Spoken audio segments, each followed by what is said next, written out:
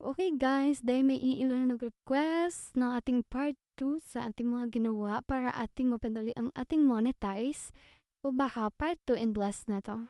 Isa sa mga ginawa ko, dalawang video sa isang araw, then dalawa or tatlo na pictures sa isang araw i-upload. Siyempre magkakaibang oras yun mga B. Then yung profile nyo, ilagay nyo sa button nyo yung follow lang, hindi ad, para ma-follow kayo ng gustong ma-follow sa inyo.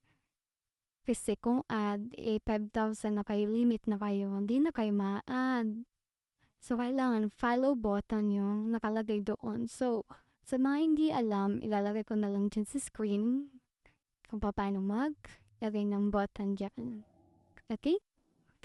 So, ayun, parang yun lang naman, mga ginawa ko.